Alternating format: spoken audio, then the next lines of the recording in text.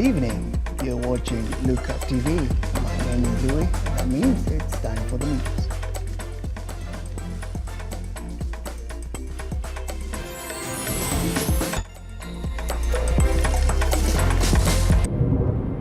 Tonight on Lookup News, Juliana Cherera bows out as IEBC Vice Chair. Young girls in Barangay in big campaign to end cattle rustling. My support for the judiciary is so that they can effectively deliver justice to the people of Kenya. Period. President Ruto assures he has not captured the judiciary. And Kenya Kwanza lawmakers to play a key role in the Hustlers Fund.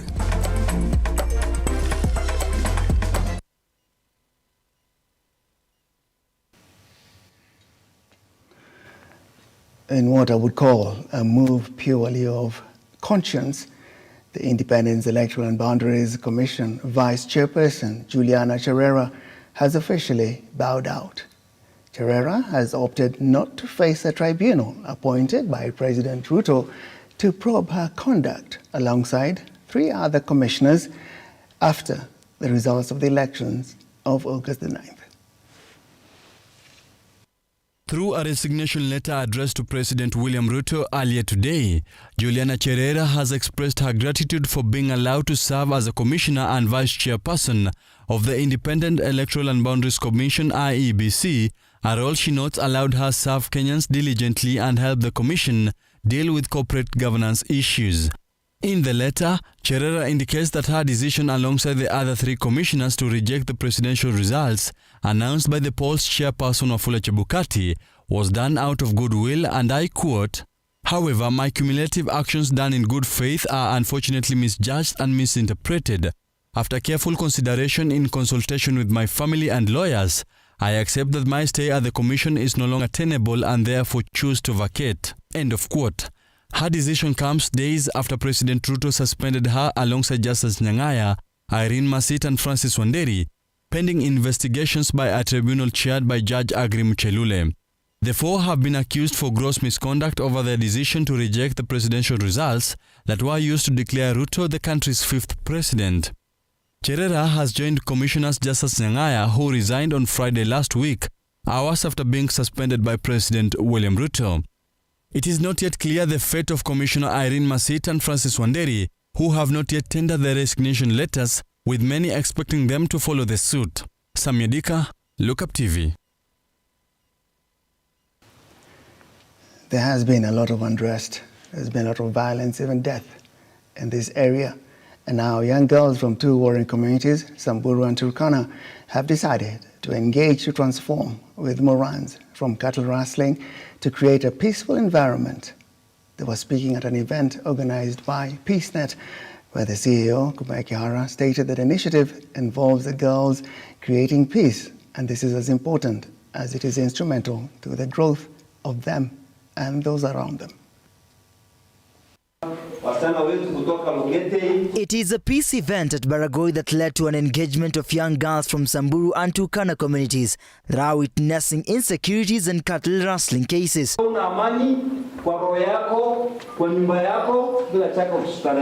PeaceNet Kenya has used an initiative of integrating young girls of 2 warring communities to create peace, as they are instrumental in the initiative since they lure young youths to go to invasion and raids. The reason for that is because we recognize that those 2 categories are critical to peace, because the Morans are the ones who are on the front line. They are the ones who go out to raid and all that. So if we can engage them, then we'll be able to transform them. Speaking during the event, PeaceNet Kenya CEO Kumae Kihara has encouraged the girls to sing songs that portray peace messages to the Morans and also are to enroll in schools. We brought a group of girls with a very simple aim of one, including them in the processes of peace building, and importantly, persuading them that rather than singing these songs of praise, it's time for them to sing songs of peace. In addition, Maralal Catholic Bishop Hieronymus Joya has applauded the program, stating that this will enhance development in the areas. Wasichana wanatumika kuimbia na kuwachezea warani, na hiyo inawarudishia nyuma. Hawa ni wasichana, ni wamama ambao wataweza kuolewa katika jamii zote. Some of the girls in attendance showed their gratitude, thus advocating for change and peace. Kufanya hapa ni mambo ya amani. Tumeletwa na kanisa yetu, tumeamua basi mambo na amani. Tuache vita, kwa sababu vita yesaidia. Wasichana wetu wote wataenda shule. Tunaomba na serikali yetu atupe amani. Sasa tuombea atuweke ajali nzuri. Cases of cattle rustling and insecurities have increased rampantly this year. The communities maintain their high hopes that this will soon come to an end. Moses Okech, Lookuptv.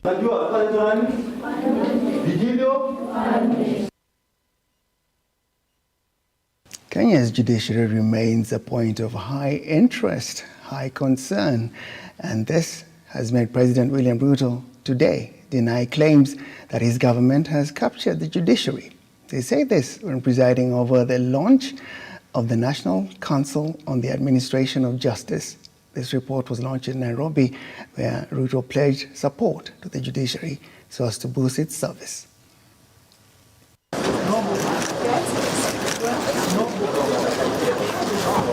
In the wake of allegations of the Kenya Kwanza government capturing the judiciary and having a hand on its decision, mainly from the Azimio la Umoja outfit, President William Ruto has said that on the contrary, he has no time and neither has he ever attempted to interfere with the judiciary in the execution of its mandate. I know there is maybe a discussion as to why I am appearing in too many of the functions of the judiciary. I think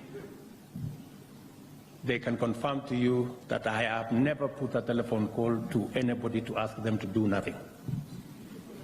My support for the judiciary is so that they can effectively deliver justice to the people of Kenya. Period. Ruto has reiterated the government's commitment in supporting the judiciary by reviewing the pending pension for judges, expediting the completion of 4 small claims courts in Nairobi, and an increase of the judiciary's budget. Again, to support the efficiency of our judicial system, the tribunals bill will again be presented to Cabinet tomorrow, again, so that we can be able to support the judiciary, provide the infrastructure for ensuring that we decongest our court system by making sure that the support system in the tribunals are working. Again, it will assist us in making sure that justice is delivered efficiently. On the planned demonstration by Azimio la Umoja leader Raila Odinga over the ouster of the Cherera 4 and over the pending court case on the appointment of principal secretaries by Law Society of Kenya President Eric Theuri, President Ruto has said he has no problem if he loses the case.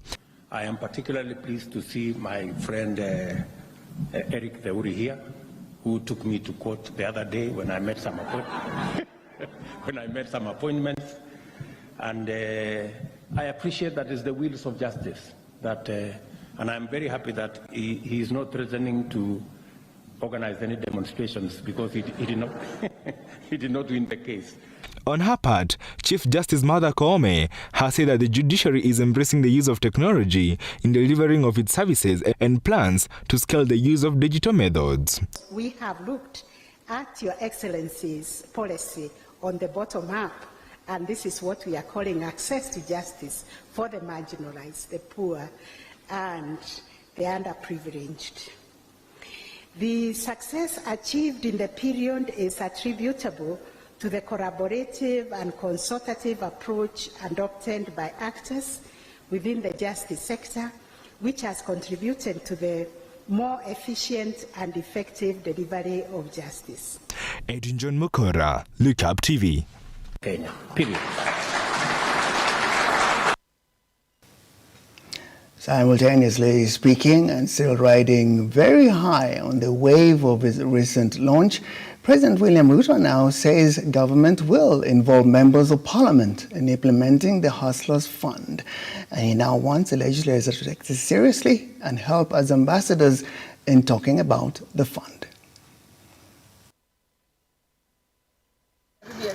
Deputy President Rigathi Gachagua has urged the Kenya Kwanza Coalition allied members of parliament to use their resource period to enlighten their constituents on matters of the Hustler Fund, as it is set to benefit millions of vulnerable Kenyans across the country.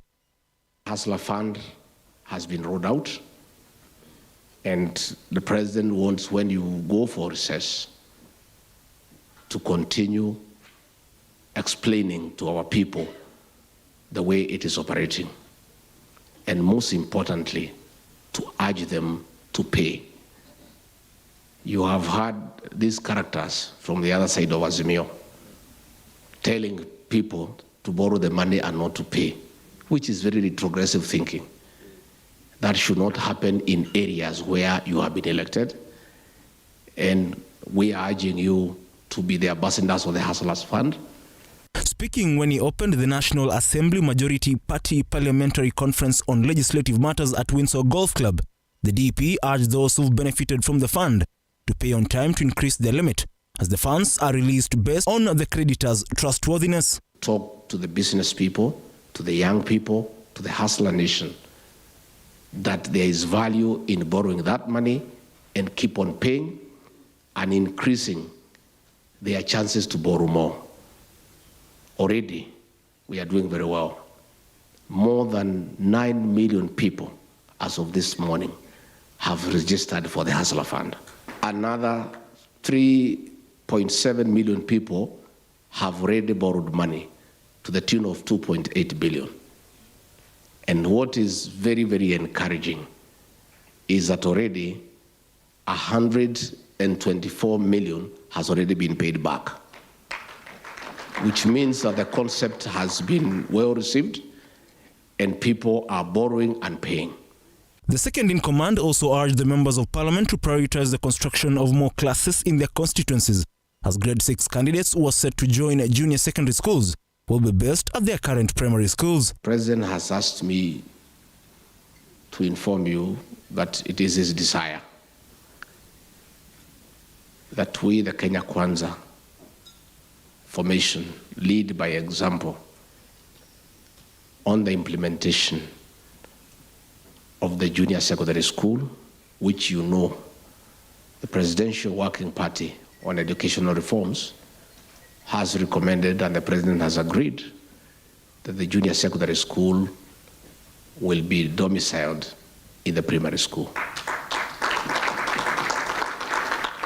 And we want to urge you, during your recess, to go and plan with the teachers and the BOMs on how using the money from the national government fund, the CDF, how to put up the junior secondary school. Ian Keitani, Lookuptv.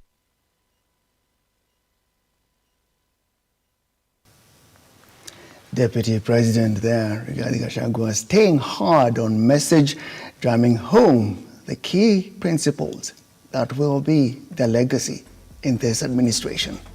We'll take a break on that note. We'll come back with more news in a short while.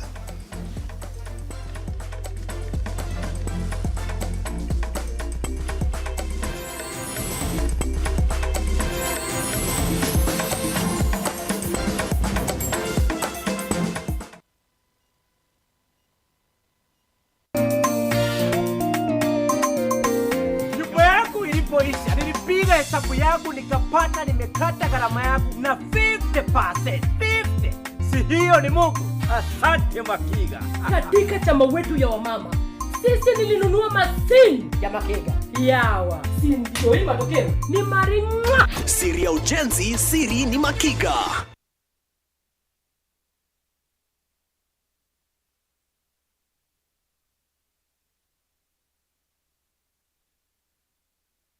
Vera Beauty and Fashion College is focused on being the leading technical and vocational training institute in the region.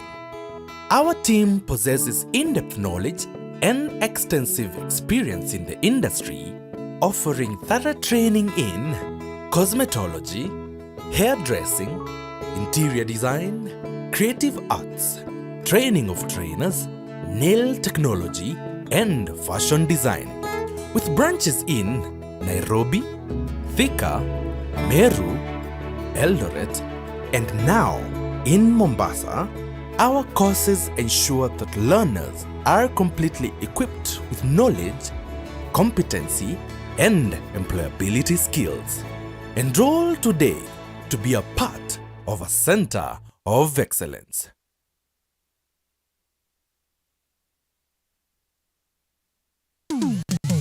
Hapa kazi tu inaendelea kuwasaka na kuwatambua wale ambao wanafanya kazi extraordinary na zile kazi za kujituma. Biashara yote unaambiangwa, as long as you have a plan, you can do it. Our service is about kufurahisha the customer.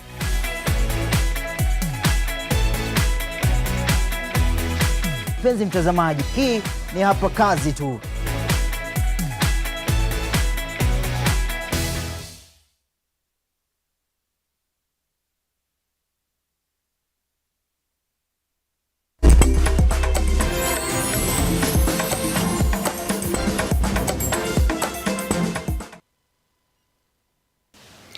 Former India Principal Secretary Karanja Kibeshu, who served in the administration of President Uhuru Kenyatta, has officially handed over office to the new Principal Secretary Raymond Omolo.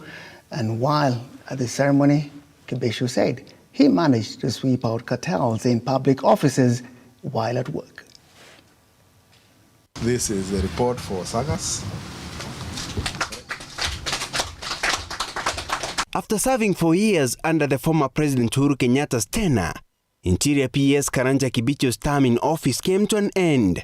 And these are the 8 reports from the 8 regions. They include county reports inside. Speaking during the handover ceremony that took place at Rambi House, Kibeshu outlined his performance, stating that he managed to clear all cartels in the public service offices. I want to commit to you that I will not interfere with your staff. But that does not mean ukinipata kavi usinunue chai. Because we are also seasoned civil service, we know now that now you are the one in charge. During his time in office, especially after the fallout between the former President Uhuru Kenyatta and his then Deputy President William Ruto, Kibeshu found himself in exchange of bitter words with William Ruto on several occasions, accusing him of misguiding the president, thwarting him for intimidating his supporters. And in fact, these are our staff. These are people who work for us. We are the ones who created the government. So you should respect those who gave you jobs, my friends.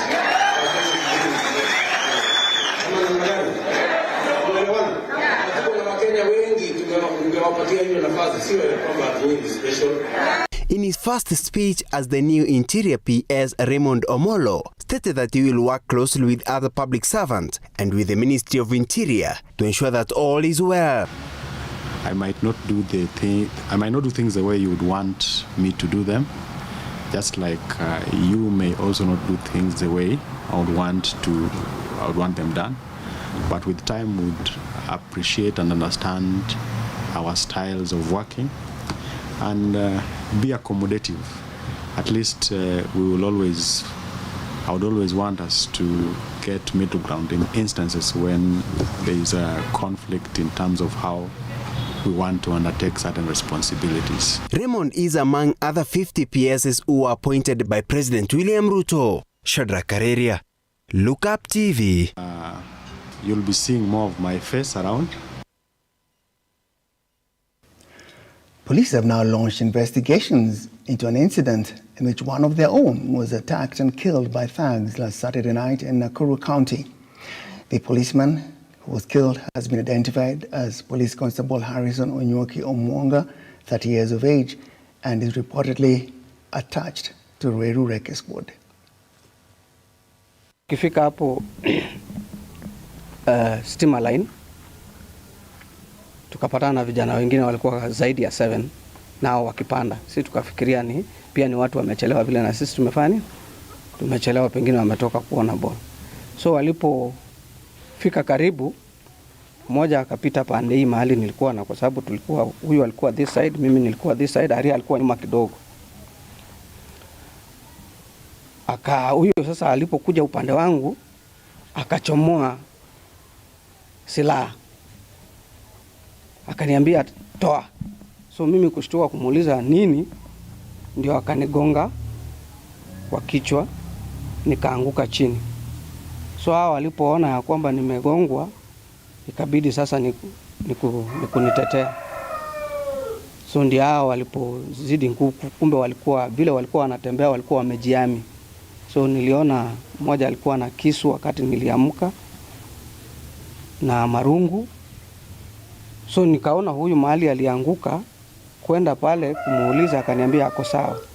Yeye akaniuliza Aria ako wapi? Kuinuka kujaribu kuangalia, tukaona na Aria naye ameanguka mbele, akiwa ana shati, ni vest. Yeah, we are here and very unfortunate that we are confirming the death of one of our officers, which happened in the wee hours of the Saturday morning, brutally murdered. Within Ronda, that is Nakuru West. He was walking home with his 2 brothers when all of a sudden they were attacked by about 8 men. And of course, him being a police officer, well trained, highly skilled, and having passed through many tests, he staged a fight, of course. He never went down easily. He took them. But unfortunately, after stabbing him with a knife, we have an indication that someone else hit him with a crude weapon on the forehead, smashing it, whereby he fell unconscious. He was assisted by the police and the police who were able to rush to the scene immediately, and he was taken to the hospital. Unfortunately, he never make it. I know this will definitely sound odd to you considering the current state of affairs in the country, but data by the Kenya National Bureau of Statistics indicates that Kenya's monthly income rose at the fastest pace in 6 years to 20,000 shillings 123 in what they attributed to recovery from COVID-19 economic stalemates, and the country's annual gross personal income has grown from capacity of 11.6 to hit 241,000 last year, from 216 in 2020.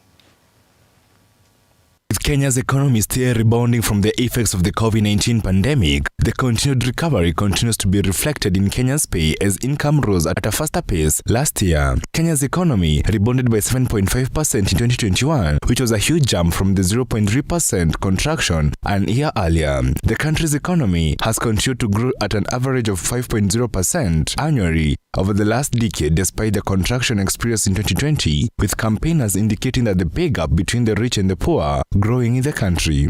A report by Kenya Fight Inequality Alliance shows that just 8,300 individuals in Kenya own the same wealth as the rest of the country's over 45 million people, and the richest 10% earn 23 times more than the poorest 10%. The majority of the 2.9 individuals employed in the formal sector are domiciled in the lower wage bracket, with only 358,833 or 15% earning more than 100,000 shillings per month. Labor Department data also indicates that Kenyans 1.18 million workers, or 40% of the workforce, are paid below 50,000 per month, with at least 51,770 earning below the national average of 20,123 shillings. Nairobi, with a contribution of 27.5% of the overall GDP, is by far Kenya's richest county and is more than 3.5 times larger in economic terms than Kiambu, the second richest county, with a 5.9% share of the GDP. Mombasa is at 5.29%, Nakuru at 4.9%, Machakos at 3.5%, complete the list of Kenya's top 5 wealthiest counties in GDP terms. For Lookup Business, Edwin John Mukora. Buy now, pay later company Lipa Later has fully acquired troubled Kenyan e-commerce startup Sky Garden. This comes about 3 weeks after Sky Garden CEO and co-founder Martin Majland announced that they had found a buyer for the company. Sky Garden started its operations in 2017 but had seemingly failed to raise enough revenue to turn around its fortunes and fully fund its business model. So it's an acquisition, it's a full acquisition. Lipa Later has acquired Sky Garden 100%. Of course, it is our, not of course, but it is our intention for Sky Garden to continue to operate independently as a business. We will retain the business operating as a completely separate entity, and that is why I use the word partnership. But for the sake of commercial structuring, we have acquired the business in its entirety. BNLP will now plug into the business of connecting small businesses to buyers in the industry, especially in the fast-moving consumer goods industry, which sees buyers charged 8% on every successful transaction. We've come to realize there are very many partners where there are synergies. A lot of partners that Lipa Later has been using can really increase and make us more efficient operationally. So our coming together enables us to take advantage of these small pockets of good relations they have with certain partners that we may not have had in the past, and vice versa. A lot of items or partners that we may have that they did not have before. So it brings us all together, and we're able to take advantage of that as well. We will spend the next couple of years expanding Sky Garden across the country, expanding it across the continent. We operate now in 6 countries. We will continue to take Sky Garden with us and scale up the business. The firm has so far raised a total of $5.2 million from venture capitalists. The company raised $4 million in a Series A round of funding last year and had gained considerable popularity among its competitors. BNLP now says the plan is to expand the business in the country and turn around the profits for the company. So for us, we have worked with Sky Garden for several years now, and Sky Garden has been a very important partner for Lipa Later. Sky Garden has worked with over 10,000 merchants, has worked with hundreds of thousands of customers across the country, and has been a very big enabler of e-commerce and overall commerce in the country. For Lookup Business, Simba, Elijah Charles King.